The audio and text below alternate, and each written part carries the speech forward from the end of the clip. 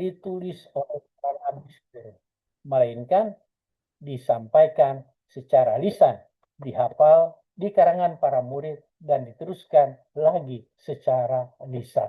Jadi semua ada di situ diteruskan secara lisan, ya. Jadi belum ada penulisan. Nah, karena cerita, kejadian makin banyak dan sebagainya, sebagian orang mulai menulis. Tapi tulisan mereka tidak bersambungan, hanya sepotong-sepotong sesuai dengan apa yang orang tersebut tahu. Itu yang mulai mereka tulis, ya. Karya sastra pendek-pendek yang mulai-mula masih lisan tersebar di berbagai tempat lingkungan masyarakat. Lama-kelamaan mulai disatukan dalam kumpulan kisah, hukum, pepatah, nyanyian, dan lain-lain. Makin besar kumpulan itu, makin sulit untuk dihafal secara lisan. Maka pada satu saat, kumpulan itu dituangkan dalam bentuk tulisan. Tulisan-tulisan tersebut dapat kita katakan sebagai dokumen-dokumen. Nah, lalu dari dokumen-dokumen yang ada, mulai muncul yang kita sebut kitab-kitab, yaitu dokumen-dokumen yang banyak itu diseleksi, baru dikumpulkan. Setelah dikumpulkan, dibuat menjadi kitab. Dan itu yang kita temukan sekarang ini, yaitu dokumen-dokumen yang tertulis menjadi sumber bagi para penyusun yang akhirnya menyusun, meredaksikan dokumen-dokumen menjadi kitab-kitab seperti yang kita miliki sekarang. Penyelesaian kitab-kitab itu seringkali baru terjadi berabad-abad sesudah peristiwa iman tersebut. Ya, jadi selalu diingat, itu adalah peristiwa, sejarah, atau kejadian yang ditulis berdasarkan iman. Ya, umat pada abad-abad berikutnya tetap membaca dan menemukan ilham di dalam kitab-kitab tersebut. Artinya, karena itu ditulis adalah pengalaman iman, bagaimana Allah berkarya, makanya yang membaca sekarang semoga dapat menemukan ilham apa yang ada, cerita apa yang ada di dalam tulisan tersebut, dan maksudnya bagi kita semua. Mereka menyadari bahwa kitab-kitab itu diberikan oleh Tuhan kepada mereka sebagai bantuan untuk selalu mengenal Dia, mengenal tentang kesetiaannya, kehendaknya, ya, yang dalam perubahan zaman. Lalu kita lihat tadi, begitu jadi kitab yang kita sebut Perjanjian Lama, kita akan menemukan ya kira-kira skema seperti ini. Rentang waktu bagaimana terjadinya kitab suci Perjanjian Lama. Coba kita perhatikan ya. Ini kejadian ini yang pertama yaitu mulai bab 1 sampai ayat 11 itu disebut kitab prasejarah. Bagaimana tentang kejadian yang terjadi di dalam alam semesta. Yaitu karena ini adalah kisah sejarah atau kitab iman, sejarah iman, jadi itu yang tertulis dan disebut prasejarah. Nah, sejak itu mulai bab 12 dan seterusnya disebut kitab sejarah. Tetapi sejarah yang ada tidak 100% sejarah seperti yang tertulis. Kenapa? Nah, karena yang ditulis di situ adalah refleksi iman. Ya, di mana mereka menyatakan bagaimana Allah berkarya di dalam bangsanya. Ya, kita akan melihat bagaimana Bapak Abraham dipanggil. Ya, konon dari zaman dulu sudah mulai ada cerita-cerita tentang kitab Ayub. Ya, baru dalam kitab Kejadian kita akan melihat periode para bapak leluhur. Ya, baru ketika mereka ada di Mesir, kita bertemu dengan apa yang namanya Keluaran yang dapat kita temukan dalam kitab Keluaran. Sesudah itu kita akan menemukan dengan kitab Imamat, kitab Bilangan ya di dalam perjalanan mereka ketika mereka mau masuk tanah Kanaan. Lalu ada kitab Ulangan. Ketika mereka mau menaklukkan tanah Kanaan, kita bertemu dengan Yosua. Ya, setelah penaklukan selesai, ya cukup lama penaklukannya, yaitu mereka itu tidak ada ketuanya karena mereka hidup terpisah-pisah. Nah, lalu mereka suka berperang, khususnya dengan tetangga-tetangga sekitar mereka, yaitu bangsa-bangsa yang lain. Lalu mereka mengharapkan ada yang memimpin mereka agar supaya mereka bisa menang di dalam peperangan tersebut. Kalau mereka tidak taat kepada Allah, mereka akan dikalahkan. Lalu mereka berdoa kepada Allah. Lalu Allah mengirim apa? Seorang utusan yang akan memimpin mereka mengalahkan bangsa tersebut. Dan utusan tersebut di situ disebut para hakim. Ada 12 hakim yang akan kita baca. Nah, di antara lain ada satu yang terakhir yang kita sebut Samuel. Ya. Nah, lalu mereka itu karena sering kalah, akhirnya mereka berpikir mereka itu kalah karena mereka tidak punya raja, tidak ada kesatuan. Lalu mereka mohon kepada Samuel untuk mengangkat seorang raja. Mula-mula Samuel menolak karena raja akan minta upeti, ya, akan ada serdadu dan sebagainya. Tetapi karena desakan mereka, akhirnya Allah menyetujui. Ya, Allah menyetujui dan mereka mempunyai seorang raja. Dapat kita baca di dalam kitab 1 Samuel. Nah, Samuel mengangkat atau mengurapi seorang raja namanya Saul.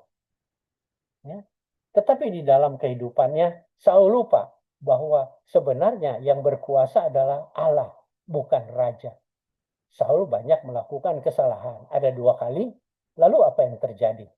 Nah, dia itu diganti oleh seorang yang kita kenal nanti namanya Daud. Ya.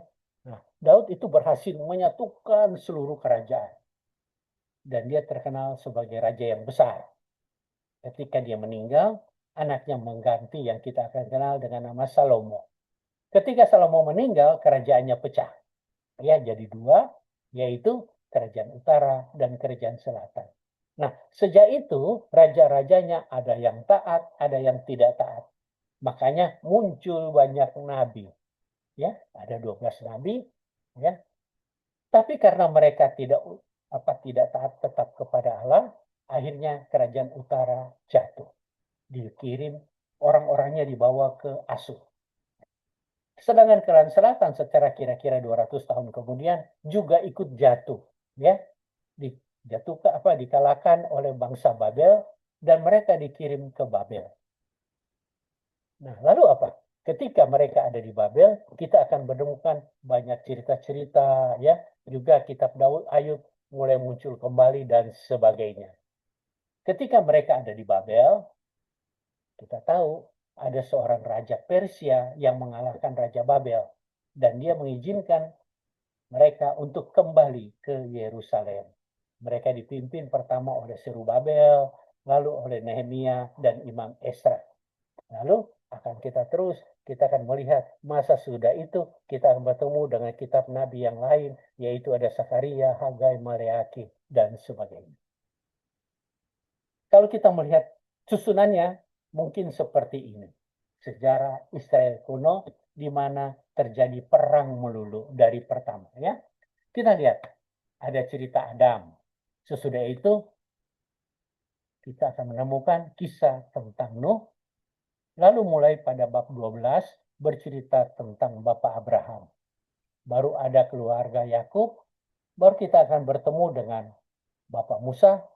Sesudah itu kita akan melihat Yosua yang memimpin masuk tanah Kanaan, baru mereka ada para hakim, lalu ada Samuel mengurapi Saul dan Daud dan sebagainya.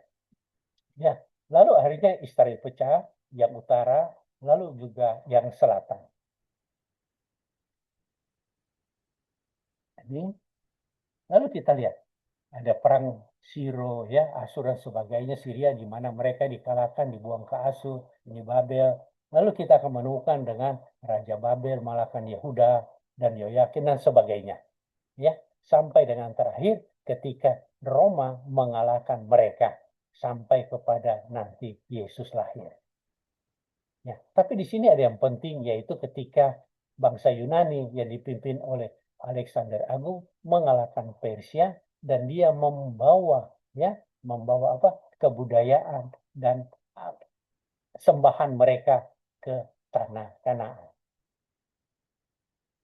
Nah, sekarang kita lihat cara penulisan kitab Perjanjian Lama. Kita tahu bersama bahwa kitab suci Perjanjian Lama itu ditulis di dalam tiga bahasa ya, tiga bahasa, yaitu bahasa Aram, yaitu orang-orang Arab yang menetap di daerah Syria, bahasa Ibrani, bahasa suci yang ada dalam ibadat, bacaan-bacaan di kitab suci, baru ada bahasa Yunani, yaitu bahasa internasional ketika Alexander Agung mengalahkan ya daerah jajahan dari bangsa Persia. Nah, kita bisa melihat ini tulisan-tulisan dari Aram, ya, Ibrani, lalu kita akan lihat Yunani. Apa itu bahasa Ibrani? Bahasa Ibrani, bahasa asli sebagian besar kitab-kitab suci Perjanjian Lama. Ya. Bahasa Ibrani berdekatan dengan bahasa Arab. Bahasa Ibrani juga digunakan di dalam kitab-kitab Perjanjian Lama. Ya. Ada juga yang dalam bahasa Ibrani kuno. Bahasa Ibrani kuno tidak dipakai lagi kecuali oleh beberapa ahli Yahudi. Lalu kita akan melihat bahasa Aram. Sebagian Perjanjian Lama ditulis dalam bahasa Aram. Umpamanya kitab Esra, kitab Daniel. Yaitu ketika mereka dibuang di Babel, mereka mencampur bahasa Ibrani dengan bahasa yang ada di sana. Dan lalu ketika mereka kembali, mereka mempergunakan bahasa campuran. Dan mereka mengatakan masa itu adalah bahasa Arab. Ya, sekitar tahun 800 menjadi bahasa Indonesia yang dipakai di banyak negara. Di masa Yesus, rakyat di Palestina memakai bahasa Aram. Di masa ini, bahasa Aram tidak dipakai lagi. Bahasa Yunani. Bahasa Yunani yaitu mulai sejak ketika Alexander Agung membawa dia punya bahasa sastranya ke dalam tanah Kanaan. Ya. Hanya 2 kitab Perjanjian Lama ditulis dalam bahasa Yunani, yaitu kitab 2 Makabe dan kitab Kebijaksanaan Salomo. Tetapi ada beberapa kitab, khususnya dalam kitab Deuterokanonika, yang hanya terpelihara terjemahan Yunaninya, meskipun aslinya dalam bahasa Ibrani atau Aram. Umpamanya kitab Yudit, Tobit, 1 Makabe, tambahan Esther, dan Nehemia. Nah, rupa-rupanya ini yang menjadi penyebab makanya kitab-kitab ini dikeluarkan oleh rabi orang Yahudi. Nanti akan saya sampaikan nanti. Cara penulisannya zaman dulu teman-teman mereka tidak punya kertas. Mereka hanya punya apa? Mereka punya adalah alang-alang, ya, semacam alang-alang yang disebut papirus, dan itu dianyam, ya, dianyam lalu dikeringkan, dan itu menjadi bahan penulisan mereka, ya. Ini kira-kira papirus dianyam, lalu ini mereka menulis. Ya, kelurusannya tentu berdasarkan anyaman yang lurus yang melintang ya. Nah, ini adalah papirus yang dianyam. Sesudah mulai modern, mulai mereka mengenal yang namanya perkamen, yaitu kulit binatang yang disamak, tapi tentu penyamakannya tidak seperti cara penyamakan kita sekarang. Penyamakan mereka masih secara tradisional zaman dulu, ya, makanya gampang rusak. Gulungan mereka yang perkamen ini sayangnya banyak dipergunakan di utara dari Kanaan, atau kita sebut daerah Asia Kecil. Sedangkan di sini Kanaan dan sekitarnya masih tetap mempergunakan perkamen. Jadi Bapak Ibu, teman-teman sekalian, kita tentu tidak akan bisa menemukan tulisan asli lagi dari Perjanjian Lama, dokumen-dokumen atau catatan-catatan kecil. Kenapa? Karena semuanya itu ditulis di dalam papirus. Papirus adalah anyaman dari alang-alang yang dikeringkan. Tentu kita tahu bersama bahwa alang-alang yang kering dengan keadaan cuaca dan sebagainya bisa bertahan berapa tahun. Dan akhirnya mereka mulai menyalin. Jadi kita tidak akan bisa menemukan aslinya di dalam bentuk perkamen.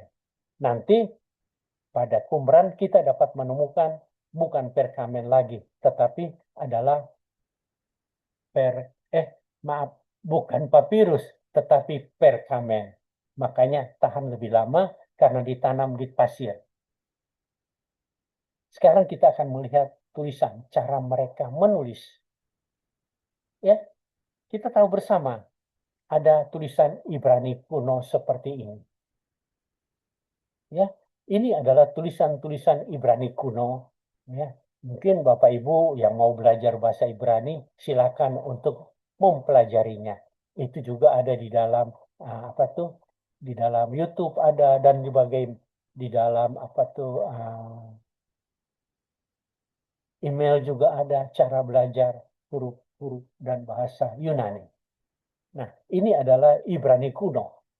Lalu mulai berkembang, ya. Ya, lalu mulai ada aksara Ibrani modern, ya.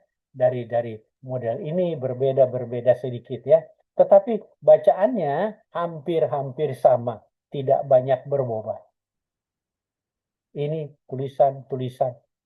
Kalau kita perhatikan, teman-teman, di antara tulisan-tulisan ini, umpamanya kita lihat ya, Alef ya, untuk bet, itu D, G, H, tidak ada huruf hidup. Semuanya huruf mati. Ya, semua huruf mati, tidak ada huruf hidup. Itu adalah tulisan bahasa Ibrani. Jadi semua ditulis di dalam huruf-huruf mati. Karena ditulis dalam banyak huruf mati, banyak terjadi salah orang ketika membacanya.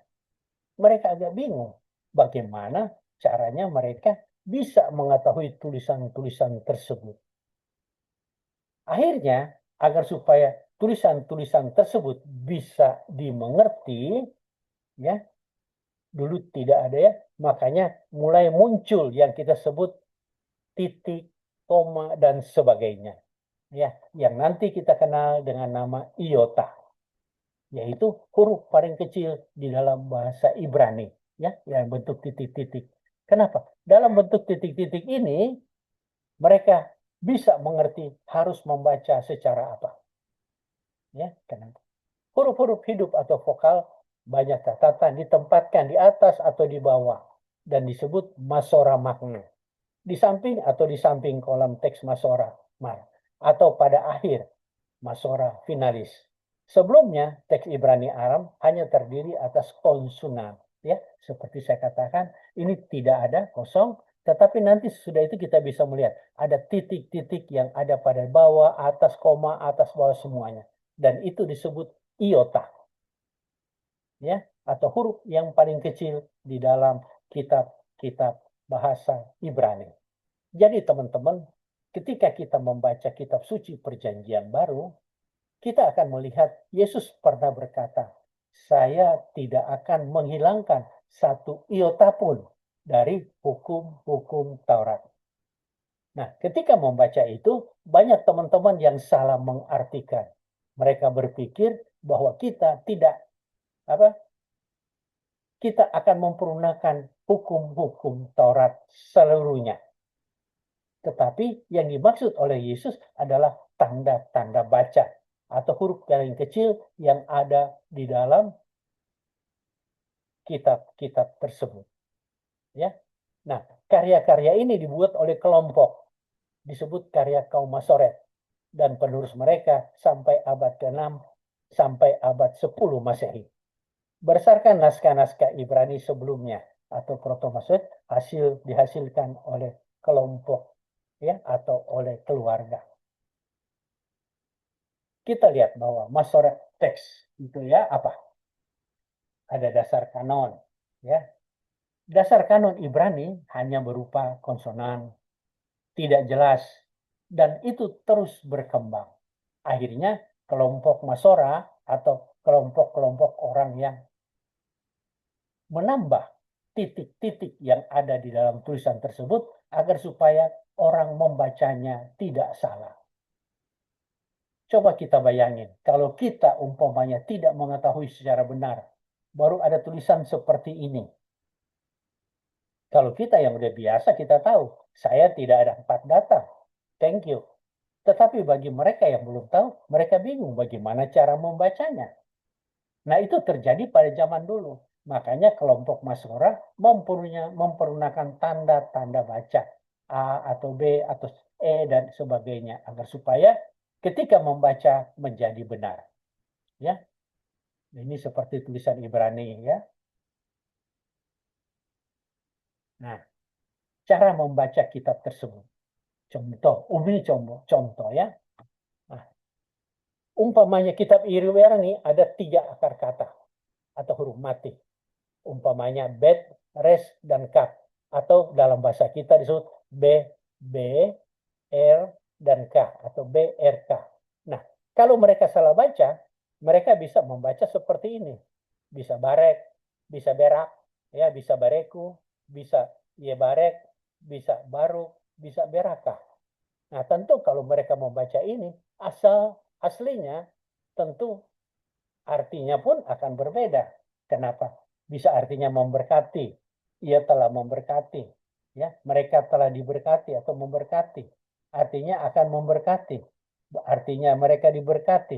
Ya, mereka artinya pemberkatan. Nah, agar supaya ini benar, makanya ditambah titik-titik pada tulisan bahasa Yunani. Bahasa Ibrani.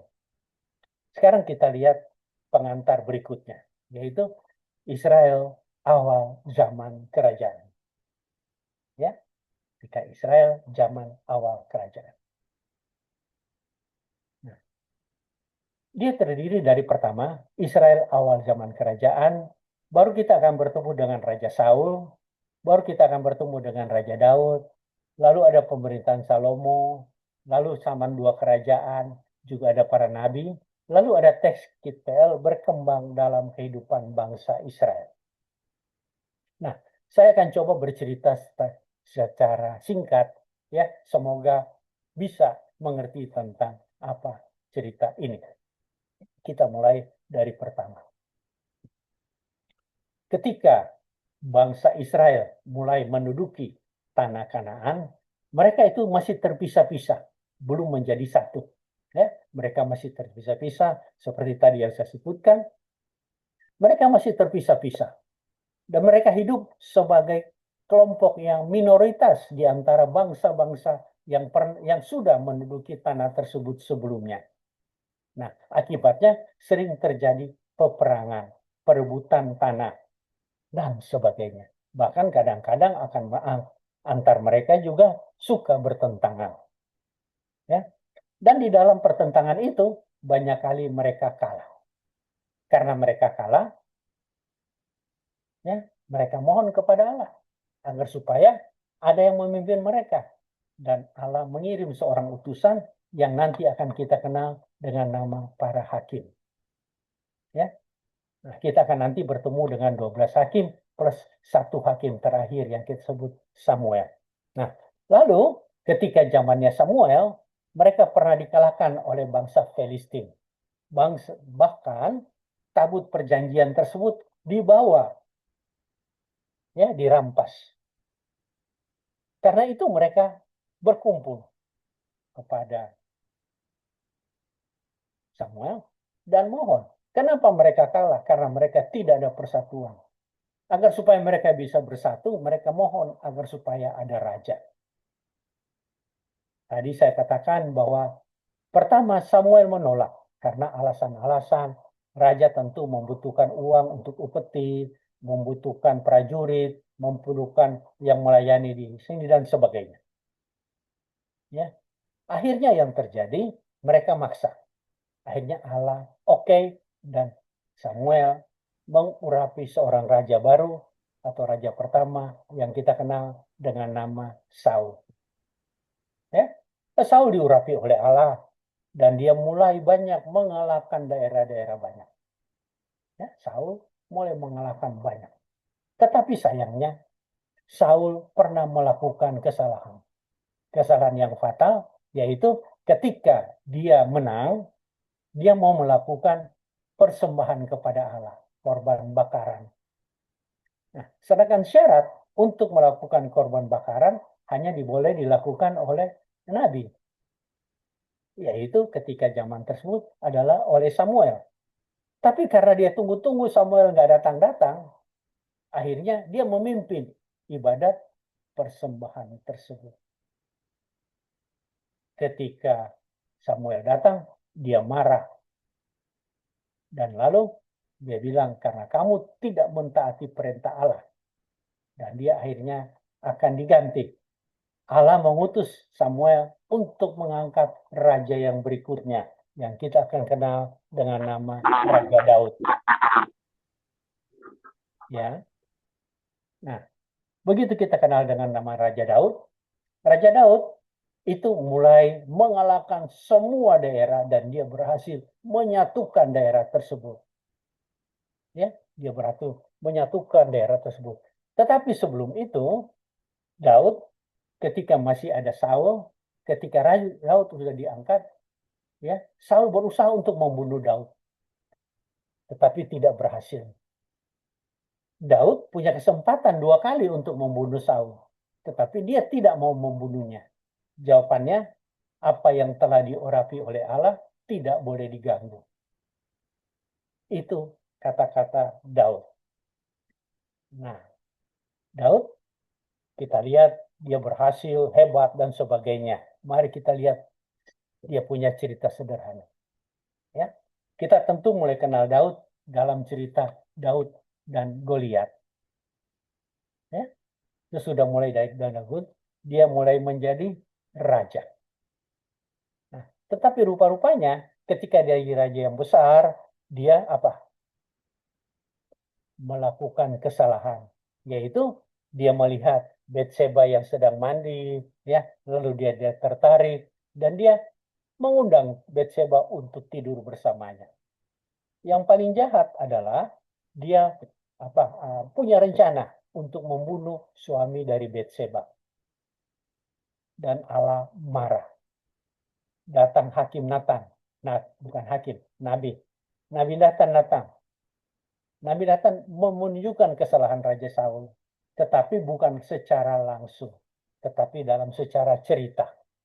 Ceritanya ada seorang anak dari seorang budak, ya, punya seekor anak domba yang dipelihara dari kecil dan sangat disayang. Tuan tanahnya satu kali kedatangan seorang tamu. Tuan tanah mau melayani tamu tersebut dengan daging domba. Dia tidak mengambil domba-dombanya, tapi dia mengambil domba dari anak tersebut. Ketika Daud mendengar cerita tersebut, dia jadi marah. Dan dia bilang kepada Nathan, siapakah orang tersebut? Orang tersebut patut untuk dihukum. Lalu Nabi Nathan mengatakan, orang tersebut adalah kamu. Tapi sejak itu Daud bertobat. Meskipun dia bertobat, tetapi ada akibat dari perbuatannya. Di mana anak-anaknya saling berperang, bahkan dia mau dibunuh oleh anaknya sendiri. Ya, Absalom. Sebelum akhir hayatnya, dia sempat mengangkat anaknya yang berikut, yaitu anak hasil perkawinan dia secara sah dengan Batseba. Kenapa? Karena anak pertama hasil perselingkuhannya mati, dan anak yang kedua yaitu yang kita kenal dengan nama Salomo. Ya, dan akhirnya Salomo yang menggantikannya. Ya. Sedangkan Daud adalah anak Esai, ya. Tetapi di dalam kitab suci dikatakan bahwa Yesus berasal dari keturunan Daud. Nah, lalu ketika dia mengangkat Salomo menjadi raja,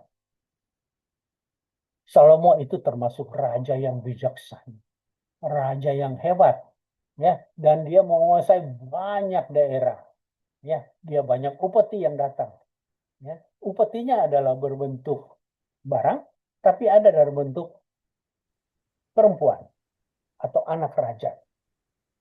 Dan itu yang menyebabkan dia jatuh di dalam dosa. Ya. Pemerintahan Salomo itu terkenal karena dianggap raja yang bijaksana. Mungkin teman-teman pernah dengar, pernah lihat tentang dua orang ibu memperbuatkan seorang anak. Keduanya mengaku anaknya. Akhirnya Raja Salomo mengambil pedang dan dia taruh anaknya di meja. Baiknya anak ini saya belah jadi dua. Masing-masing mendapat sebelah.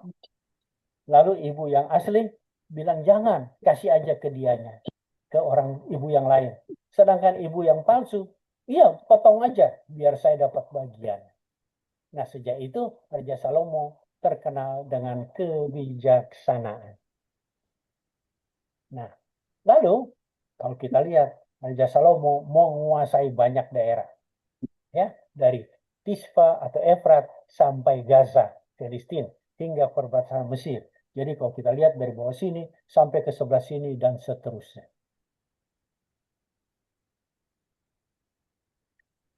Salomo juga terkenal karena dia membangun kitab suci. Bait suci, ya. Dia membangun bait suci, ya. Konon dimulai pada tahun keempat sejak dia memerintah dan selesai setelah 7 tahun. Itu bait suci yang dibangun oleh Raja Salomo. Nah, Istana Salomo konon dibangun sesudahnya selama 13 tahun. Salomo hidupnya, wow, sangat hebat ya. Berkelimpahan harta, kekuasaan. Kita selalu lihat konon dalam cerita singgasananya dari gading berlapis emas. Ya, ada anyam tangga dikelilingi oleh patung-patung singa. Wah, betapa hebatnya raja ini tersebut ya. Tetapi akhirnya dia jatuh juga di dalam dosa, yaitu ketika dia terjerumus, ya, dibujuk oleh istri-istrinya untuk membuat persembahan, ya, mesbah untuk menyembah, ya, menyembah ilah-ilah, dan akhirnya dia mendapat hukuman. Hukumannya yaitu kerajaannya akan tercerai-berai. Dan kenyataannya setelah Salomo meninggal, kerajaannya pecah menjadi dua. Ya. Sebelah utara terdiri dari 10 suku, menamakan dirinya Israel. Sedangkan sebelah selatan terdiri dari 2 suku, Benyamin dan Yehuda, dan menamakan diri Yehuda atau Yudea. Ya. Kerajaan utara disebut Israel, kerajaan selatan disebut Yehuda atau Yudea. Nah, setelah pecah, mulai banyak raja-rajanya. Ya, mulai banyak raja. Kita lihat, ya, ada rajanya dari pecahannya yaitu Yerobeam II, yaitu anak dari seorang prajuritnya. Lalu ganti, ya, kita akan melihat secara garis besar ini adalah raja-rajanya.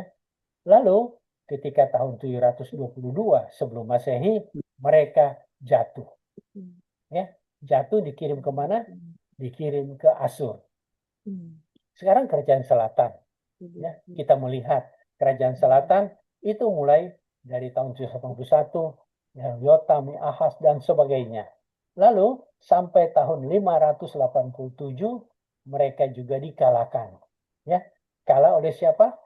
Oleh Raja Babel. Dan mereka dikirim ke Babel.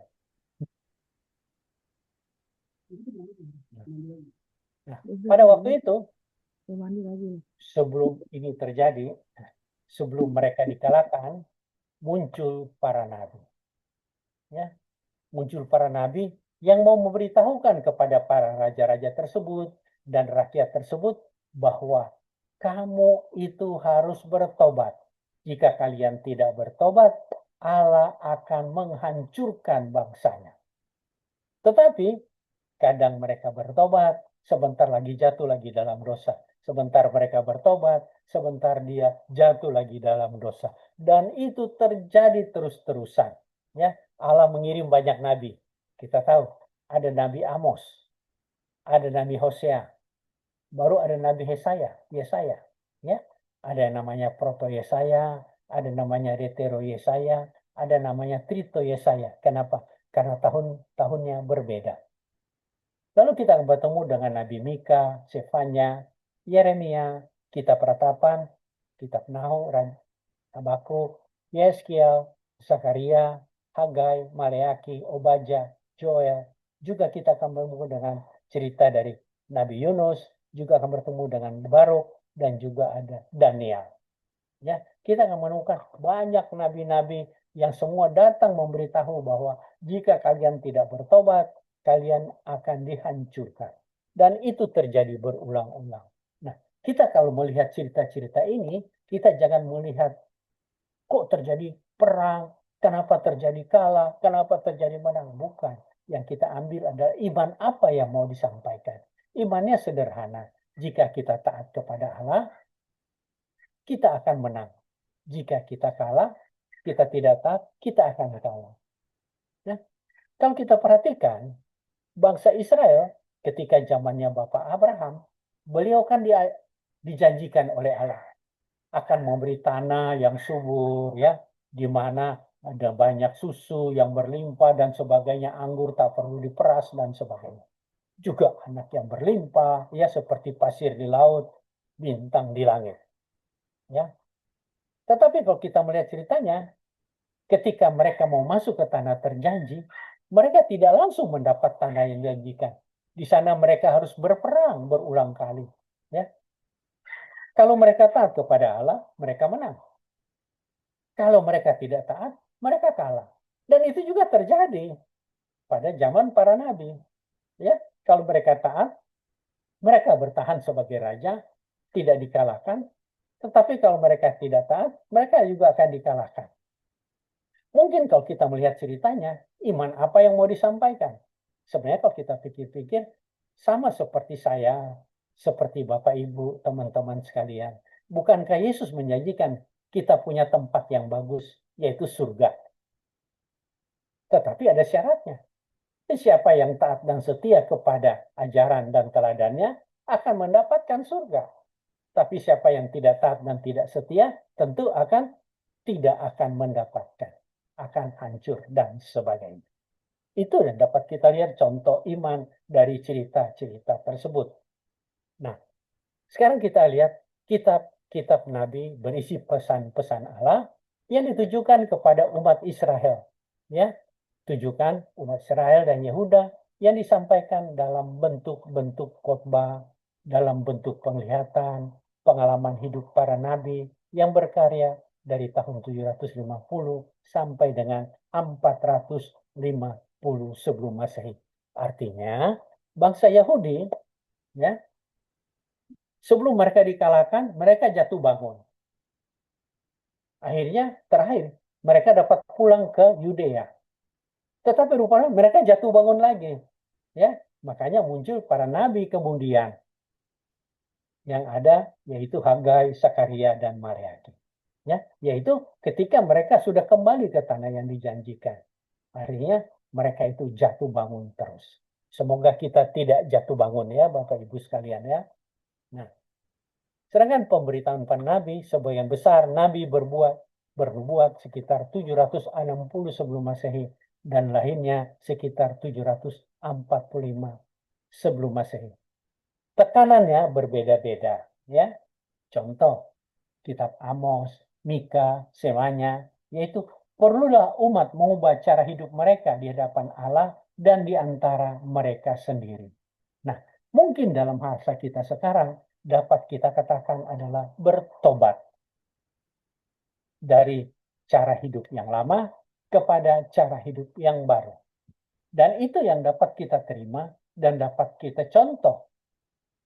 Ya, bahwa agar supaya kita bisa berhasil mendapatkan apa yang dijanjikan oleh Allah, kita harus bertobat.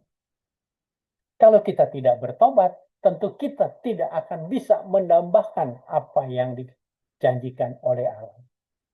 Nah, kalau kita lihat sekarang, saya cerita sebentar ya, sedikit, melenceng sedikit.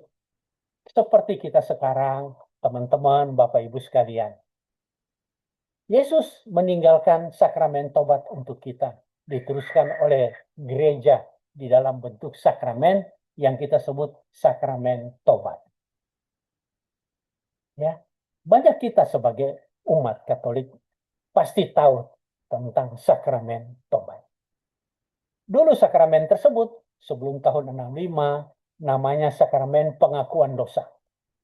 Tapi sejak Konsili Vatikan kedua dirubah menjadi sakramen tobat. Tentu ada maksud.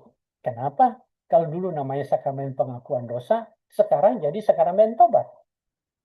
Karena rupa-rupanya banyak umat tidak mengerti, banyak berpikir, asal saya masuk sakramen tobat, saya mengaku dosa di hadapan Romo, dosa saya sudah diampuni. Nah, para bapak gereja mengganti. Berarti bukan pengakuan, tetapi pertobatan. Apa artinya bertobat? Bertobat artinya saya berubah, berbalik arah. Bahasa kerennya metanoia. Berbalik arah dari yang jelek ke arah yang baik. Kalau udah baik, semoga tambah baik. Ya, biasanya teman-teman, bapak ibu, ya, kalau kita masuk sakramen tobat, begitu kita keluar sakramen tobat, yang kita ingat biasanya ada berapa? Biasanya yang diingat adalah absolusi yang dapat dari pastor dan penitensi yang akan kita doakan ketika keluar bilik sakramen.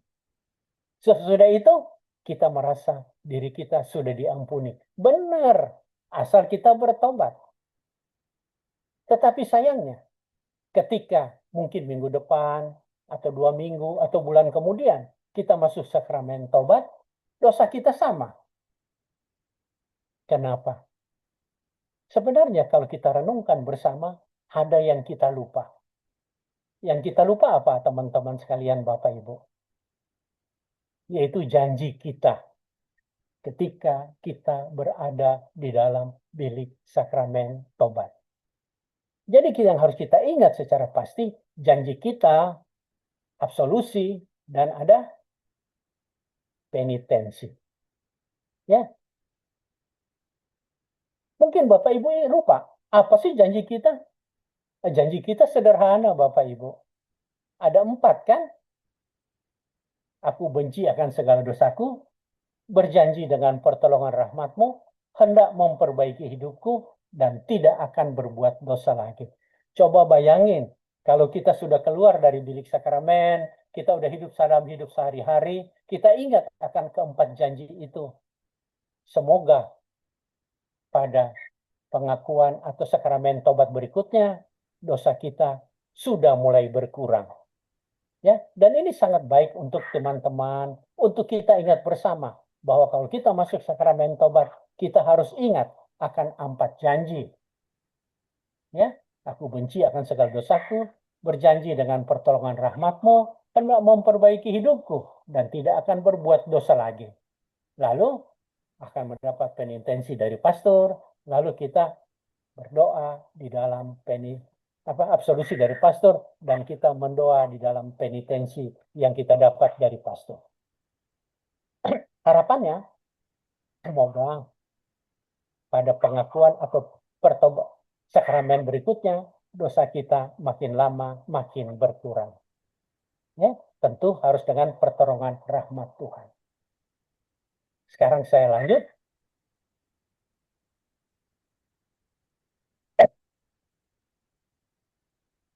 Sedangkan Nabi Yeremia, Yeskiel, memperingatkan umat Israel akan hancurnya Yerusalem dan pembuangan umat ke Babel.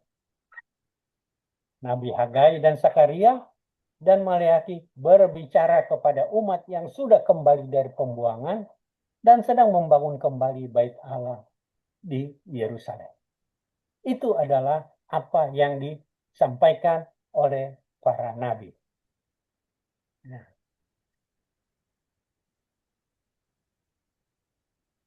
teks PL berkembang dalam kehidupan bangsa Israel. Ya, Bapak Ibu, teman-teman sekalian, kenapa ini saya sampaikan? Ya, mengapa kita harus membahas jenis sastra dari suatu kitab? Karena kita tahu bersama bahwa kitab tersebut itu ditulis setelah berabad-abad tahun kemudian. Ya, dan ditulis ketika mereka berada di mana, ketika mereka di mana, ya, dan di mana. Dalam Deverbum bab 12 dikatakan, untuk menemukan maksud para pengarang suci, antara lain perlu diperhatikan juga jenis-jenis sastra. Sebab dengan cara yang berbeda-beda, kebenaran dikemukakan dan diungkapkan dalam nas-nas yang dengan aneka, yang bersifat historis atau profetis atau puitis atau dengan jenis-jenis sastra lainnya. Beberapa jenis sastra dalam kitab suci mungkin dapat kita lihat atau kita kenal. Ada lagu, ada narasi, ada puisi, ada nubuat, apokaliptik, dan sebagainya. Ya. Nah, sekarang kita akan melihat jenis-jenis sastra. Ya. Mengapa pula penafsiran harus memperhatikan konteks suatu kitab? Dalam Deverbum 12, penafsir harus mencari arti yang hendak diungkapkan dan dinyatakan. Jadi diungkapkan oleh pengarang suci dalam keadaan tertentu sesuai dengan situasi zamannya dan budayanya. Jadi kita kalau membaca, jangan lupa kita harus melihat konteksnya, ya, dan iman apa yang mau disampaikan. Dalam jenis-jenis sastra, ada kita mengenal jenis-jenis tulisan. Ya, kita akan mengenal jenis tulisan. Untuk menyampaikan maksud tertentu, ditulis dengan pola tertentu. Jenis sastra ini terikat dengan zaman dan budaya. Jenis sastra yang berbeda menuntut cara membaca yang berbeda pula. Ya. Nah, satu kitab suci tadi saya berbicara ditulis oleh 4 tradisi besar. Ada satu tradisi yang terakhir, yaitu para nabi. Sedangkan isi kitab suci juga terdiri atas 4. Pertama, budaya, karena mereka melewati negara atau kerajaan yang berbeda-beda. Bahasa juga terjadi di dalam daerah yang berbeda-beda. Juga ada sejarah-sejarah di dalam setiap kerajaan atau setiap daerah di mana mereka berada. Dan semua ini mereka kumpulkan dan mereka mulai menulis. Kita tahu bersama, teman-teman, Bapak Ibu, kejadian itu terjadi sudah ratusan tahun yang lalu. Bahkan ada udah 1000 tahun lebih tahun yang lalu. Dan yang ada hanya sepenggal-penggal cerita tentang bagaimana Allah berkarya atas kehidupan mereka. Nah, ketika mereka mengumpulkannya, mereka mulai merefleksikan bagaimana Allah berkarya atas kehidupan mereka. Bagaimana Allah berkarya atas kehidupan bangsanya. Bagaimana Allah berkarya atas kehidupan pribadinya. Dan itu kita sebut refleksi iman. Jadi, Bapak Ibu, teman-teman sekalian, kalau kita membaca kitab suci, banyak cerita ini, yang penting dari cerita tersebut adalah refleksi iman apa yang mau disampaikan kepada saya, kepada teman-teman, dan kepada Bapak Ibu sekalian. Ya. Nah, kitab-kitab Perjanjian Lama disusun dari berbagai macam-macam bahasa yang mempunyai bentuk sastra yang berbeda-beda. Dengan mengenal bentuk sastranya, maka akan sangat membantu dalam memahami tulisan-tulisan Perjanjian Lama. Ya, tentu butuh pelajaran-pelajaran lanjutannya ya, tetapi ini secara garis besar. Bentuk-bentuk sastra dalam Perjanjian Lama. Kalau kita membaca seluruh Perjanjian Lama, kita akan menemukan banyak sastra. Ada yang disebut mite, atau berasal dari satu mitos. Ada yang disebut legenda, ada yang disebut saga, ada cerita-cerita lain. Juga kita akan menemukan silsilah atau daftar. Kita juga akan menemukan sejarah. Juga ada hukum, ada amsal, ada nubuat, ada nyanyian biasa, ada nyanyian ibadah, juga ada disebut nyanyian apokaliptik. Bukan nyanyian, maaf, ada yang disebut apokaliptik atau cerita-cerita atau nubuat tentang akhir zaman. Ya, kita mulai dari yang pertama, mite. Kita kalau membaca kitab suci, kita menemukan dua kisah penciptaan. Ya, kalau Bapak Ibu membaca atau pernah membaca secara teliti, kita akan menemukan dua kisah penciptaan. Kisah yang pertama ada dalam Kejadian bab 1 sampai 2. Yang kedua ada Kejadian bab 2, bab 4 sampai 25. Pada kejadian pertama diceritakan bahwa kosong, baru Allah membagi apa? Terang dan gelap, ya, air dan darat, ya, dan sebagainya. Baru pada hari yang keenam Allah menjadikan manusia, laki-laki dan perempuan. Itu ada di dalam Kejadian 1. Baru kalau kita melihat di dalam Kejadian bab 2, bumi sudah ada, gundul. Lalu Allah mulai mengisinya dengan tanaman, ya, dengan binatang di laut, binatang di darat dan sebagainya, mengisi angkasa dengan penerang dan sebagainya. Sesudah itu Allah mengambil debu, ya, dibentuk orang, lalu dihembuskan nafasnya dan menjadi manusia yang kita sebut laki-laki. Tetapi rupa-rupanya laki-laki ini nggak punya teman, hanya bergaul dengan binatang-binatang yang ada.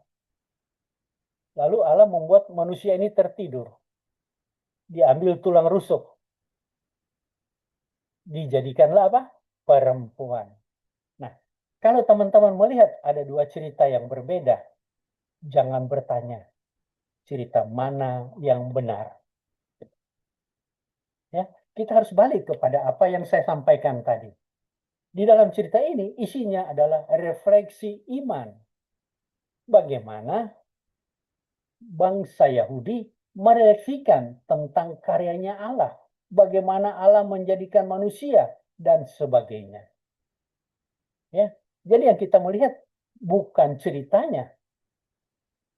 Memang cerita sebagai patokan dari cerita, tetapi bacaan yang kita baca, inti dari refleksi iman adalah menunjukkan apa? Allah Maha Kuasa. Hanya dengan ucap jadi. Hanya dengan tiup jadi. Ya, semua diciptakan oleh Allah. Allah Maha Hebat. Itu yang mau diungkapkan oleh orang zaman dahulu. Itu contoh dari mite.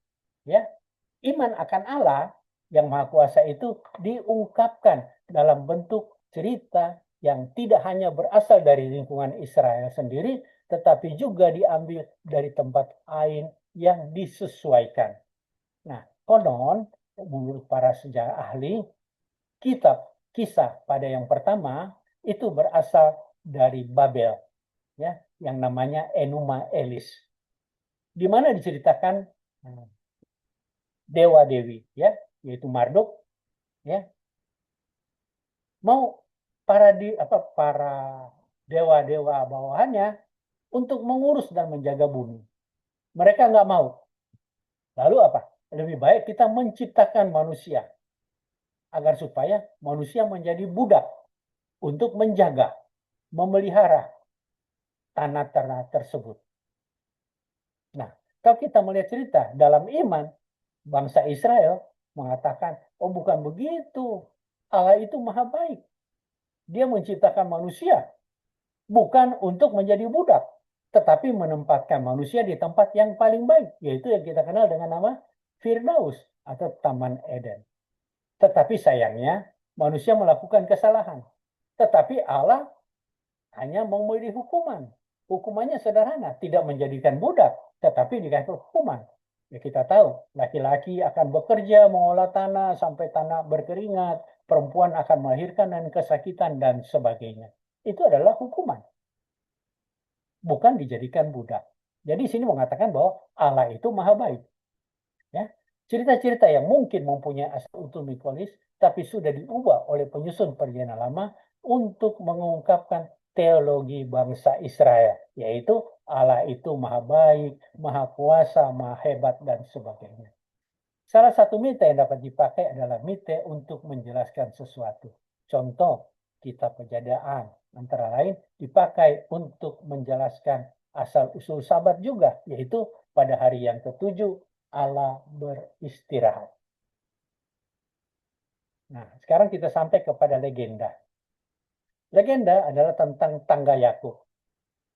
Ya, kita mungkin tahu Yakub ya ketika dia lagi tidur, dia bermimpi ada malaikat yang naik turun tangga. Ya, itu rupa-rupanya merupakan satu legenda. Ya, legenda mempunyai peran untuk menyusulkan asal-usul legenda yang berhubungan dengan tempat suci. Ya, ada tempat suci yang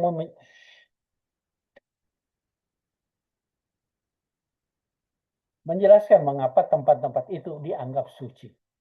Umpamanya, tempat tujuh bekel berhubungan dengan legenda mengenai tangga Yakub. Itu disebut Betel. Sedangkan Gilgal itu berkaitan dengan ke-12 batu yang diambil dari sungai Yordan ditegakkan oleh Yosua. Kalau kita membaca kitab Yosua, ketika mereka menyeberang sungai Yordan, Yosua menyuruh ke-12 suku untuk masing-masing suku mengambil satu besar, lalu disusun menjadi mesbah penyembahan pada Allah, dan itu adalah Gilgal. Juga kita akan menemukan 3 legenda yang terdapat dalam Kejadian bab 17, dalam kitab Keluaran, juga dalam kitab Yosua berhubungan dengan sunat. Cerita mengenai tokoh-tokoh besar seperti Samuel, Elia, Elisa, juga banyak yang termasuk di dalam legenda. Seringkali di dalamnya tercampur unsur-unsur sejarah, pengajaran moral, dan iman. Jadi, cerita tentang Samuel, Elia, Elisa, itu ada ceritanya dalam bentuk sejarah. Tetapi ceritanya itu sudah dicampur dengan legenda yang ada. Tujuannya yaitu untuk pengajaran moral dan iman. Contoh, ketika Elia mengalahkan para nabi Baal di Gunung Karmel. Dapat teman-teman baca pada 1 Raja-Raja bab 18. Jadi itu dikatakan bagaimana ya terjadi pertempuran, ya mana yang benar, yang disembah oleh Nabi Elia atau oleh para nabi-nabi Baal. Ya, mereka mengadakan satu pertemuan, seperti pembuktian. Mereka ke atas Gunung Karmel, lalu disuruh para nabi Baal melakukan duluan. Mereka ambil ya lembu yang sudah disembelih dan mereka berdoa agar supaya ada api yang turun untuk menerima persembahan mereka, korban barakan mereka. Tetapi tidak pernah terjadi. Lalu ketika tiba zaman Nabi Elia, dia suruh ambil air, siram dulu korban bakaran tersebut. Konon 3 kali disiram dengan air, lalu dia berdoa, lalu ada api turun dari surga.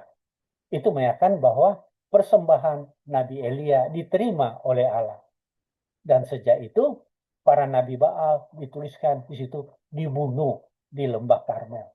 Tapi itu adalah bentuk cerita ya teman-teman ya. Sekarang kita akan sampai kepada Saga. Cerita Kain dan Habel itu masuk dalam cerita Saga. Apa sih itu Saga? Yaitu apa? Kedua tokoh ini adalah wakil dari cara hidup yang berbeda. Kain adalah wakil petani, Habel adalah wakil kehidupan setengah pengembara. Persembahan Habel diterima.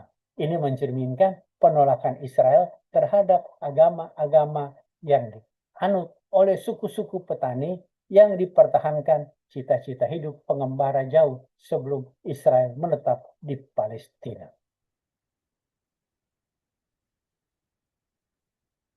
Ya, kita tahu bersama dalam cerita ya Kain dan Habel. Kain mempersembahkan hasil tanaman, tapi ngambil sembarangan. Sedangkan Habel mengambil pilihan, ya dombanya yang bagus, gemuk, ya gemuknya dan sebagainya.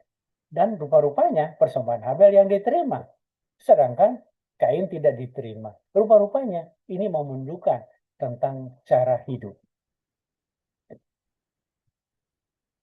Saga berkaitan dengan tempat-tempat atau hal-hal yang berkaitan juga dengan kehidupan suku.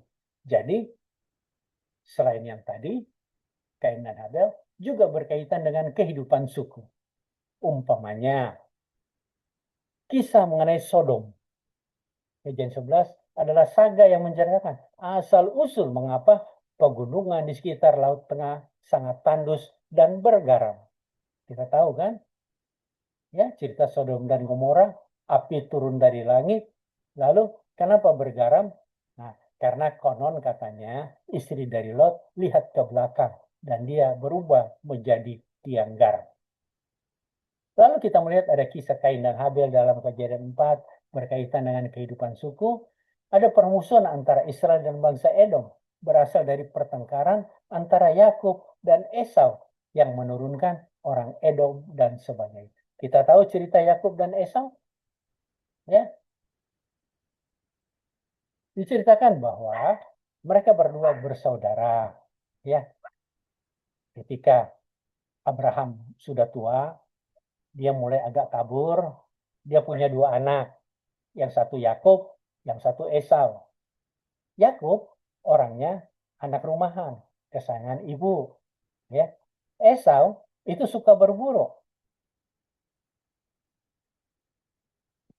Abraham lebih sayang kepada Esau. Yakub disayang sama ibunya. Ya. Lalu ketika Abraham mau memberikan berkat, sebelum beri berkat terjadi kejadian antara Yakub dan Esau, yaitu ketika Esau lahir, konon badannya merah. Ya. Lalu ketika mulai besar, satu waktu ketika Yakub sedang masak, ya, kacang merah, Esau pulang dari berburu. Dia lapar dan dia minta semangkok kacang merah. Yakub bilang, boleh saya kasih, tetapi hak kesulungan harus kamu kasih kepada saya. Esau setuju. Lalu dia makan kacang merah tersebut. Ketika Abraham mau memberi berkat, apa yang terjadi? Istrinya mendengar. Ya, Esau disuruh untuk pergi mencari binatang yang gemuk. Ketika Esau pergi, Yakub oleh ibunya dibuat sup, ya, sesuai keinginan dari Abraham dan diberikan kepada Abraham. Ya, dengan cipu daya, yaitu dengan memakai tangannya pakai apa? Kulit dari binatang agar berbulu seperti Esau dan sebagainya. Lalu apa yang terjadi? Ketika Esau pulang, Esau marah karena Yakub yang mendapat berkat kesulungan. Karena Esau mau membunuh Yakub. Yakub disuruh lari sama ibunya. Ya. Nah, dan konon akhirnya nanti Esau tinggal di daerah apa? Daerah Edom, Tanah Merah. Ya, itu dapat teman-teman baca pada bab 36 ya. Nah, ayat 19. Baru ada kita lihat kisah cerita lain. Ya. Kalau teman-teman membaca, ada cerita tentang pohon tarbantin. Ya. Dalam cerita itu dikatakan bahwa mereka di hutan mau mencari seorang raja. Ya. Pohon nggak mau. Dicari ke pohon yang lain, nggak mau. Dicari ke rumput, nggak mau. Akhirnya yang mau siapa? Semak belukar. Ya, itu adalah cerita-cerita lain yang masuk di dalam cerita yang ada kalau kita lihat kitab Hakim-Hakim ya. Iya, dalam kitab Hakim-Hakim ya.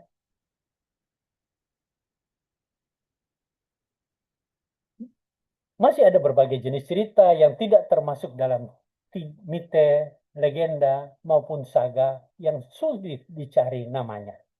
Kisah Simpson melawan orang Filistin, ya, dapat disebut satu anekdot.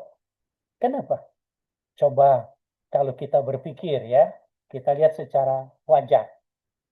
Dalam cerita, Simpson atau Samson diikat di dalam dua tiang pada satu pertemuan. Lalu ketika dia berdoa, tiang tersebut rubuh. Dan apa? menimpa 3.000 orang Filistin. Nah itu anekdot. Karena zaman sekarang aja nggak ada satu aula yang bisa isi, ya, yang bisa isi berapa? 3.000 orang hanya ditopang oleh dua tiang. Ya itu yang disebut anekdot. Juga ada dongeng mengenai pohon sebagai lambang, ya itu hakim-hakim. Kisah menyimpang unsur-unsur magis, misalnya tongkat Musa, mantel Elia, dan sebagainya. Semua cerita ini dipakai untuk menyatakan keyakinan iman bangsa Israel. Ya, teman-teman, kayaknya karena waktu ya, kita tinggal 1 menit. Saya terus lagi kira-kira 5 menit ya. Lalu ada yang namanya silsilah atau daftar. Ya. Silsilah atau daftar menurut tradisi ditulis oleh the priest, ya, atau para imam. Umpamanya kita lihat keturunan ya dari Israel. Yakub kan disebut Israel karena dia bergumul dengan ya dengan Allah konon katanya ya. Tetapi itu mungkin satu cerita yang kalau kita perhatikan bukan Allah tetapi dengan imannya sendiri. Kita tahu Yakub punya istri 2 ya. Kita tahu pertama ya dia naksir sama Rahel. Tetapi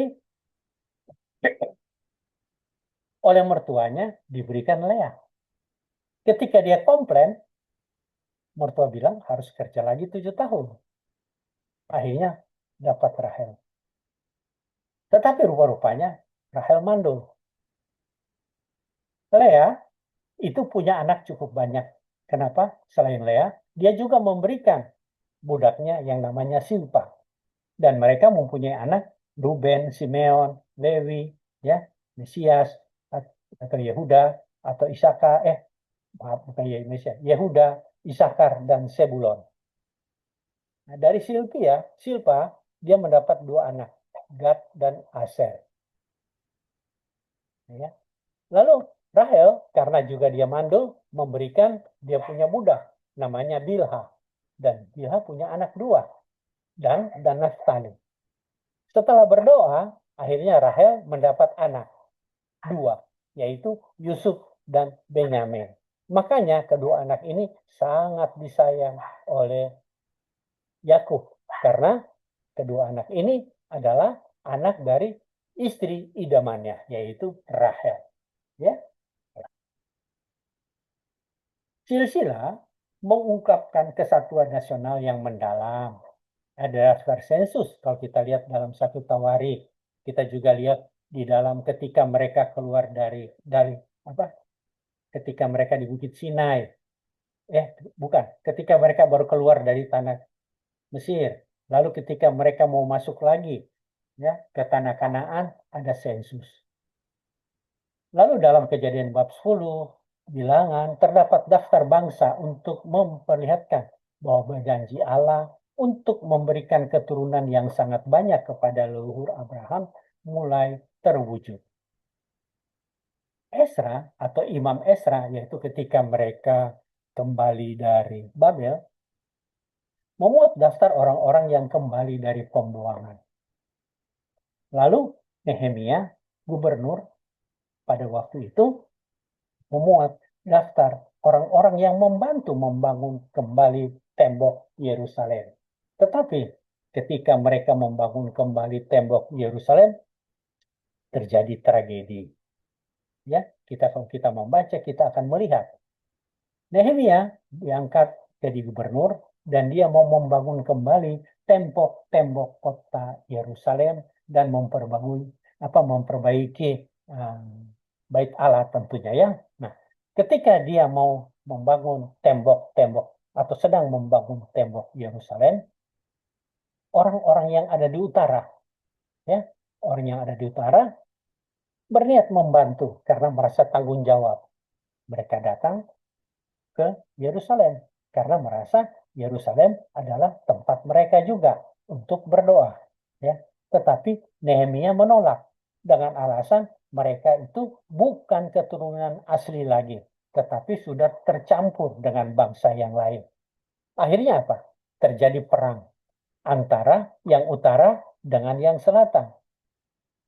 orang utara akhirnya dimakan orang-orang Samaria.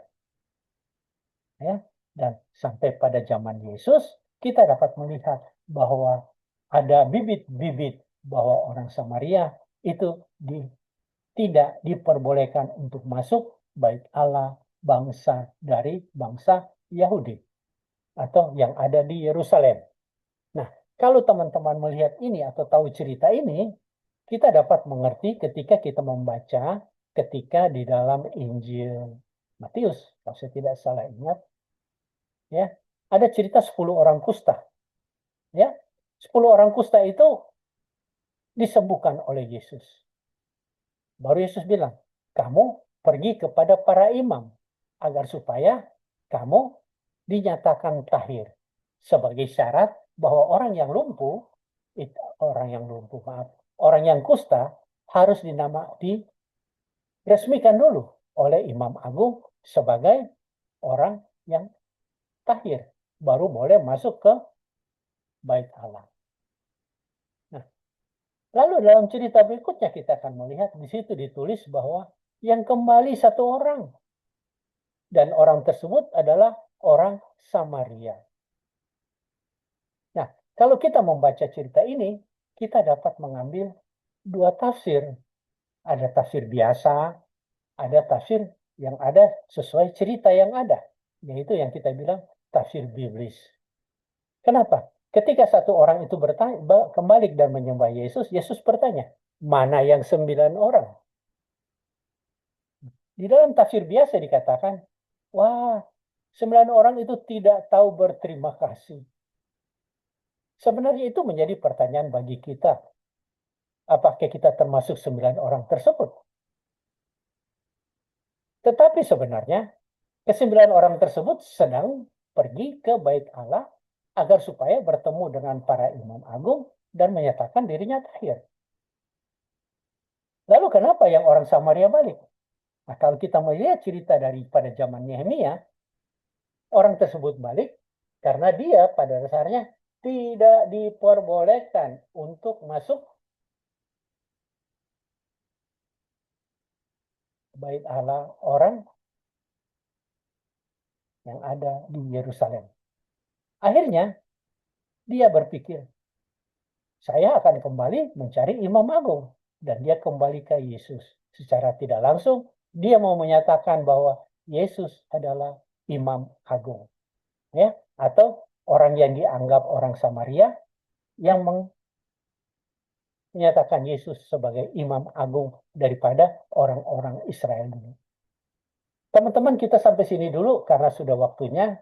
Saya akan kembalikan kepada panitia, ya. Nah, saya lupa namanya panitia, sorry ya. Nah, saya kembalikan kepada panitia dan kita mungkin akan sampai kepada tanya jawab berikutnya. Saya akan stop share saya dulu. Kita sampai sini lagi. Minggu depan kita lanjut dengan sejarah. Ya, saya stop share dulu. Ya, Baik. ya, Terima silakan. kasih Pak Bobi. Panitia siapa? Ibu Flora. Ya, Flora, ya. Terima kasih Pak Bobi silakan Ibu atas Flora. pengajarannya.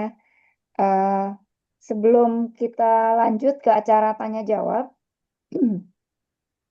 kita akan ada sedikit pengumuman di waktu short break ini.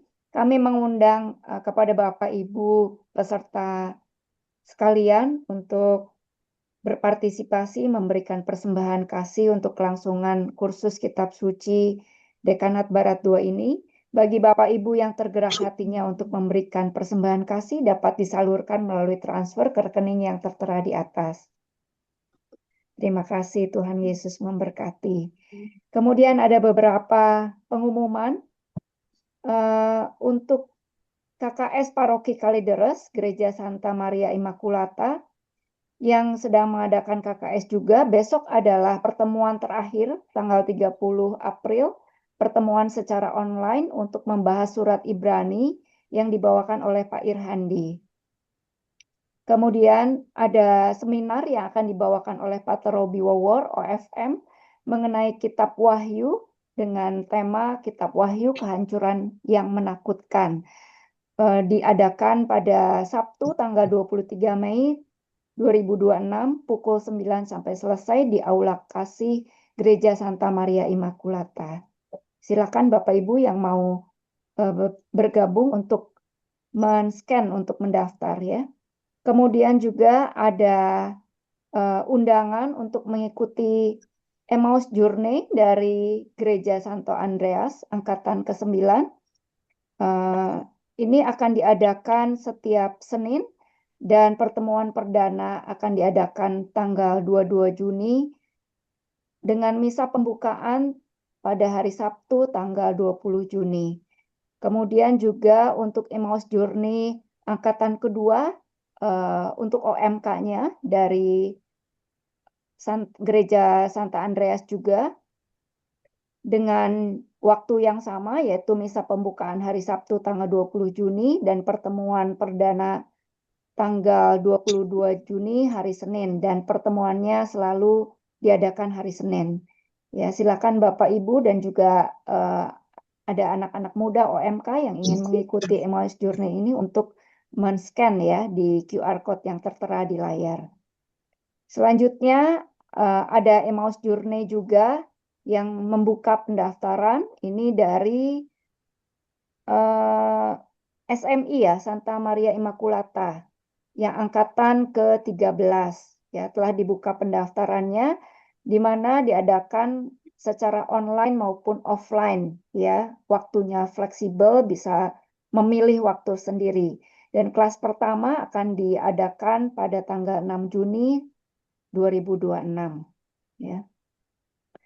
Untuk Satora juga EJ-nya mengundang, Emmaus Journey Satora mengundang Bapak Ibu sekalian untuk bergabung di Emmaus Journey Satora, di mana misa pembukaan akan diadakan pada hari Minggu tanggal 21 Juni 2026 dan dibawakan oleh Romo Aan ya, Romo Antara.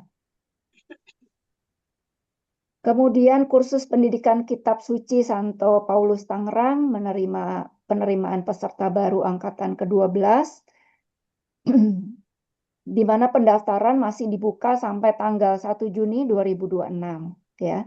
Pengajarnya top-top ya, jadi Bapak Ibu jangan lewatkan untuk mengikuti kursus pendidikan Kitab Suci ini. Selanjutnya ada sekolah liturgi yang diadakan oleh Satora, Gereja Santo Thomas Rasul. Sekolah liturgi ini angkatan yang kelima. Sama pengajarnya juga para romo-romo yang top-top ya. Jadi jangan sampai ketinggalan untuk mengikuti sekolah liturgi ini. Silakan untuk scan untuk bisa mendapatkan informasi maupun juga untuk mendaftar. Kemudian masih ada kursus evangelisasi pribadi OMK di paroki Grogol ya, Santo Kristoforus yang diadakan setiap hari Selasa. Kursus evangelisasi pribadi ini angkatan ke-8 dan diadakan untuk OMK ya. Kemudian sudah selesai untuk pengumuman. Kami undang Bapak Ibu yang masih mau memberikan pertanyaan kepada Pak Bobi. Mungkin masih ada yang mau bertanya.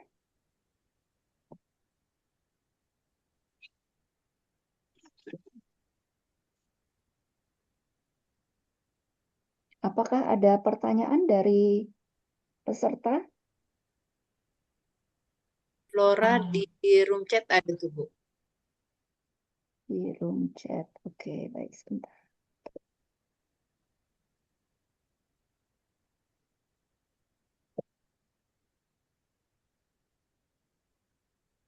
Oke, pertanyaannya, bagaimana cara mempelajari bahasa Aram dan Ibrani secara otodidak? Itu Pak Bobi pertanyaannya ya. Ya, sebenarnya seperti tadi yang saya sudah sampaikan, caranya ada dua, ya. Yang ada di YouTube ada, ya. Di apa tuh email juga ada, apa kalau kita buka Wikipedia atau apa namanya ya. Nah, juga kalau mau lebih cepat ya tentu cari gurunya. Ya. Ya, jadi kayak teknologi ya Pak Bobi ya, bisa pakai YouTube atau pakai Ya, tools yang lain ya. Oke, sudah bisa terjawab ini dari Bapak atau Ibu Multan ya. Oke, ada mungkin yang lain, pertanyaan yang lain? Ada yang raise hand? Ibu Suki Hart dari MBK ya. Ibu silakan Ya, Bu. untuk Saya mau ya. nanya sama Pak Bobi. Pak Bobi mengenai sastra kitab suci Perjanjian Lama itu kan ada kitab Mazmur. ya. Nah, kalau kitab Mazmur itu termasuk eh, yang mana, Pak? Oh, Ibu itu belum belum sampai ke situ. Itu termasuk dengan dalam nyanyian ibadah. Minggu depan akan saya teruskan. Ya, kalau begitu, terima kasih, Pak. Minggu depan ya. Ya,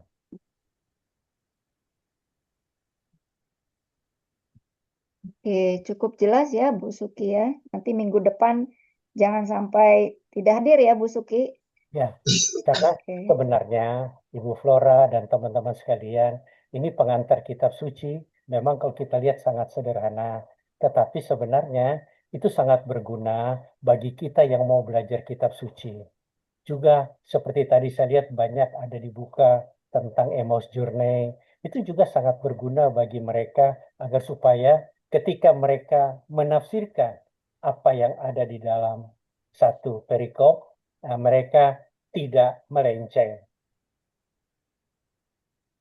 Ya, dari baik. makna dari yang terkandung di dalam perikop tersebut. Pak Bobi, Ya. ada pertanyaan. Ya, Apakah terlepas dari pembahasan tema tadi, ya. apakah yang didengarkan Yesus di Bait Allah sama dengan yang kita baca di Perjanjian Lama? Dan apa Perjanjian Lama itu sama dengan Taurat? Dari Bapak Stefanus Adi Robertus Cililita. Gimana Pak? Ibu? Kurang jelas?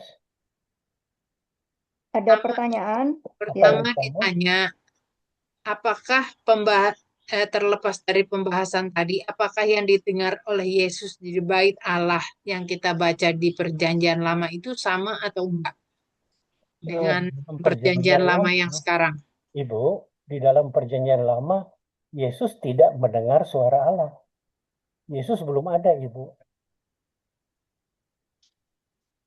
Atau Eh, belum belum kita kenal. Sebenarnya Yesus udah ada, tetapi di dalam perjanjian lama tidak muncul Yesus secara langsung. Nanti mulai perjanjian baru, baru kita mulai ada Yesus.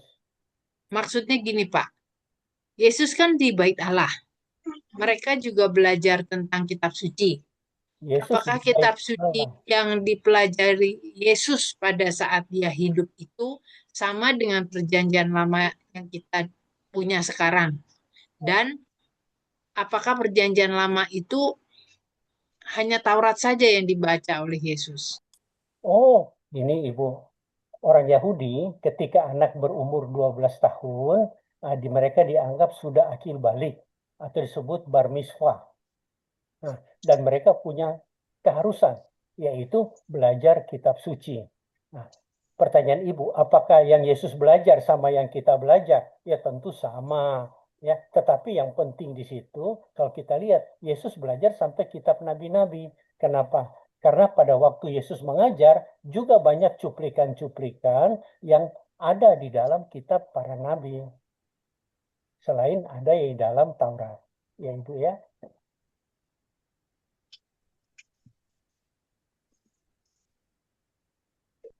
Bisa diterima atau masih bingung, Ibu? Oh, enggak, Pak Stefanus Adi bisa diterima, Pak? Oke, kita lanjut lagi. Ada pertanyaan lagi nggak, Bu Devi? Tidak ada, Bu. Oh, Ada Ada satu pertanyaan, ya. Ibu Maria dari Ciputat. Kalau melihat dari masa hidup para nabi, seperti uraian Pak Bobi tadi, mengapa urutan kitab-kitab para nabi di Alkitab kita sekarang tidak diurutkan sesuai masa hidupnya? Oh, enggak gini. Nah, itu tergantung dari penyusun kitab suci. Zaman dahulu, kitab suci, cerita-cerita yang panjang ditaruh paling depan, baru paling belakang yang pendek-pendek. Jadi, cerita tentang nabi yang besar itu ada 4, yaitu kita tahu Yesaya, Yeremia, Yeskiel, dan Daniel. Kenapa dibilang nabi besar? Karena cerita panjang-panjang. Nah, lalu nabi yang lain dibilang nabi kecil karena ceritanya pendek-pendek. Nah, tadi yang saya tampilkan di depan, yang di slide adalah tahun-tahunnya, bukan urutan yang ada di dalam kitab suci. Ya sih Pak, lihatnya memang begitu. Cuman apa bukannya lebih praktis kalau sesuai dengan urutan tahun gitu Pak? Kalau Jadi begitu kita mesti balik kepada yang nyusun kitab suci, Ibu. Saya nggak punya hak untuk mengubah susunan yang ada, karena nanti kita akan belajar tentang kanon. Di situ sudah disahkan lewat 3 konsili, 4 konsili ya, sebenarnya, yaitu oke. Florencia, ya, Trente, Vatikan I dan Vatikan II. Nanti akan saya sampaikan juga agar supaya kita lebih mantap. Oke, baik. Ini ada pertanyaan dari Bapak Adi dari Santo Andreas Kedoya. Pak Bobi, bagaimana kita bisa mempercayai kisah di dalam Perjanjian Lama itu sesuai dengan Allah tentukan, bukan hanya dongeng yang disampaikan orang tua untuk anak-anaknya, sedangkan Perjanjian Lama itu disusun kira-kira sekitar 200 sampai 300 tahun setelah kejadian itu terjadi Ya, dan disampaikan secara turun-temurun dengan pengetahuan yang berbeda-beda. ya. Misalnya, yang saya tahu ada cerita tradisi bahwa larangan makan di dekat pintu agar tidak sia, atau kalau menyapu harus ke dalam rumah arahnya agar rezeki tidak keluar. Apakah kisah di dalam Perjanjian Lama itu tidak terpengaruh tradisi atau mitos atau kepercayaan seperti itu, Pak Bobi? Bagaimana? Ini kalau kita melihat di dalam kitab suci kita, itu adalah hasil refleksi iman bangsa Yahudi kepada Allah. Ya, hasil refleksi iman orang-orang Yahudi kepada Allah, di mana Allah berkarya terhadap bangsanya. Dan ketika mereka mulai menulis atau ketika mereka berbicara, mereka bisa membagikan tentu mana yang ajaran-ajaran yang sesuai Taurat, mana yang menurut tradisi. Seperti tadi yang dikatakan, umpamanya ada tradisi. Ya kalau yang saya ingat yang sekarang, nah, kalau kita bangun rumah, jangan pas di pertigaan. Kenapa? Karena konon katanya angin lewat rumah itu dan banyak membawa debu dan sebagainya. Nanti banyak penyakit. Ya, ada juga tradisi. Ya, perempuan yang masih muda jangan duduk depan pintu. Ya, kenapa? Ya paling nggak mengganggu. Dan kedua, mungkin kalau dia lupa, ya duduknya jadi nggak benar, nggak teratur dan sebagainya. Nah, itu adalah tradisi-tradisi sederhana yang ada. Dan tentu orang Yahudi sangat pintar untuk membedakan mana yang karya Allah, mana yang untuk mereka. Jadi tentu ada beda. Jadi jangan menganggap tradisi yang sederhana itu dimasukkan. Meskipun mungkin kalau kita membaca, mungkin ada 1-2 tradisi yang masuk di dalam situ. Tetapi tradisi itu sudah dihancurkan atau sudah dirubah oleh mereka. Ya, menjadi tradisi yang sesuai dengan kehendak Allah. Jawab ya Pak Adi. Apa Bapak Ibu ada yang mau bertanya lagi? Kita masih punya waktu sedikit, jangan Masih takut. ada 7 menit. Ya, mending kan nanya daripada nggak ngerti tapi diem akhirnya jadi salah ya. Ya, betul, Pak. Bu Iya. Pipit nanya nih Pak, orang Yahudi zaman sekarang masih percaya kitab Perjanjian Lama nggak? Orang Yahudi sekarang ini mereka lebih condong kepada Taurat. Meskipun ada beberapa yang kelompok yang mempelajari Perjanjian Lama tentang nabi-nabi dan sebagainya, tetapi mereka lebih mengkhususkan pada hukum-hukum Taurat. Tetapi tidak semua hukum Taurat sekarang mereka lakukan. Umpamanya tentang persembahan, ya. Kalau kita punya dosa besar, kita harus bikin kasih kambing atau kasih apa domba atau pakai sapi dan sebagainya.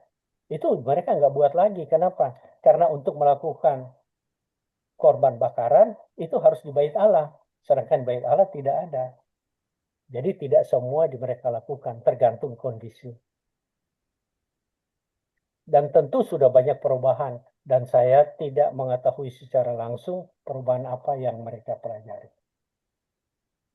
Karena saya nggak belajar Halo, Win. Ibrani punya aturan, ya. Iya. Halo Pak, ini Pipit.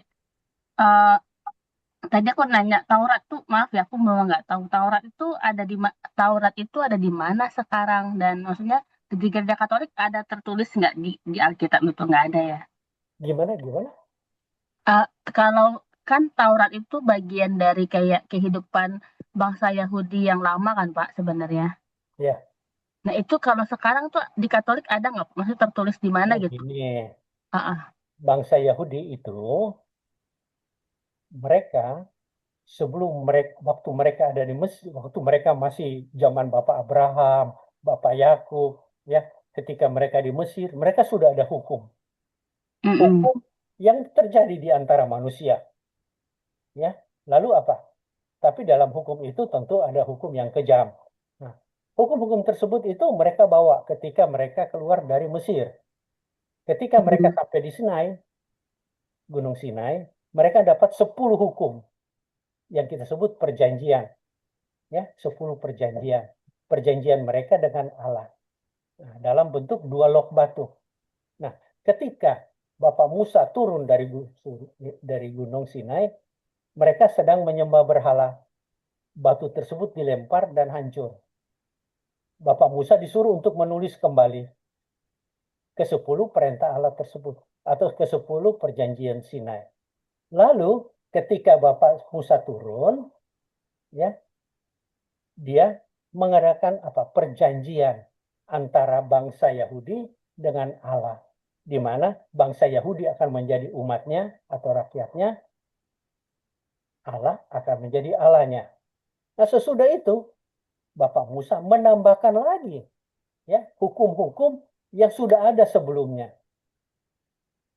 Lalu ketika mereka menyeberang sampai kepada ke Yosua, ya, juga sampai ketika mereka zaman Yesus, terjadi banyak penambahan hukum sesuai dengan kondisi yang ada. Nah, hukum-hukum itu ada semua di dalam hukum Taurat yang jumlahnya jadi 613 pasal atau 613 hukum. Nah, lalu bagaimana dengan kita orang Katolik? Apakah kita pakai hukum Taurat? Kita pakai, tapi bukan hukum Taurat yang sebelum dan yang sesudah. Yang kita pakai adalah hukum Taurat yang diberikan oleh Allah kepada bangsa Israel. Yang kita sebut sekarang ini 10 perintah Allah. Dan itu yang kita bilang kita pergunakan. Tentang yang lain kita tidak pakai lagi. Seperti kalau apa ya, mungkin terkenal zaman dulu, mata ganti mata, gigi ganti gigi, ya kan? Kalau kita begini, kita harus begitu. Kalau kita umpamanya mencuri ayam 10, kalau ketahuan kita harus ganti 12, dan sebagainya. Itu adalah hukum-hukum yang ditentukan, yang masuk di dalam hukum Taurat. Tentang apakah bangsa Yahudi yang sekarang atau Israel sekarang mempergunakan itu, saya nggak begitu tahu. Tapi yang pasti mereka tetap mempertahankan hukum Taurat.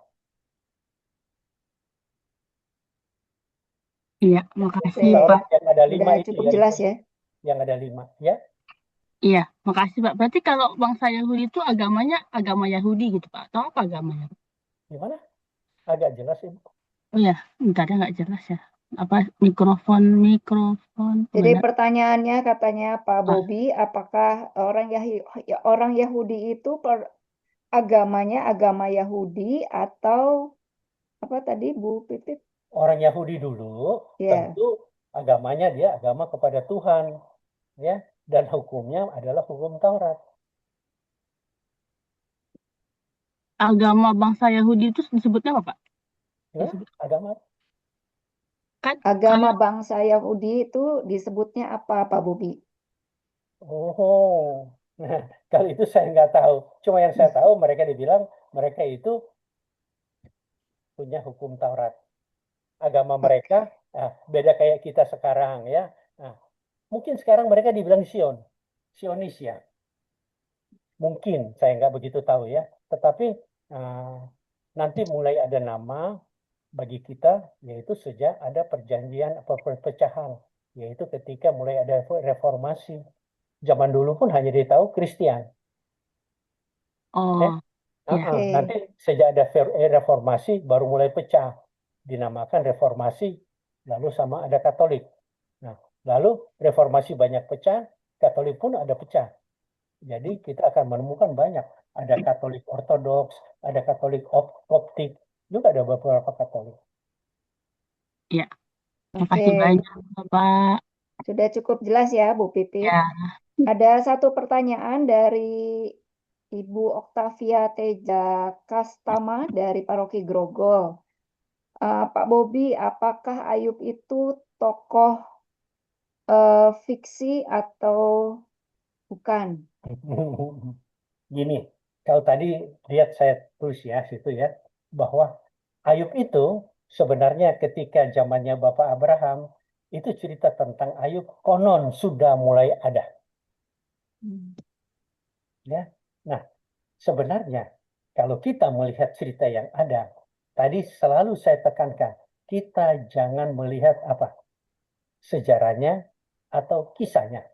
Yang kita lihat adalah iman apa yang mau disampaikan. Ya, umpamanya kita lihat sekarang. Kenapa? Bangsa Yahudi punya satu pemikiran atau satu tradisi. Siapa yang kaya, hidup senang, diberkati oleh Allah. Siapa yang susah, menderita, sakit, cacat, dan sebagainya, dikutuk oleh Allah. Nah, kalau kita melihat cerita Ayub, itu kenapa ada? Karena mau menentukan apa? Bahwa hukum yang dicetuskan secara tradisi oleh bangsa Yahudi itu enggak dong, atau dengan kata lain, cerita Ayub berlawanan dengan tradisi orang Yahudi. Karena orang Yahudi bilang orang menderita pasti bersalah kepada Allah.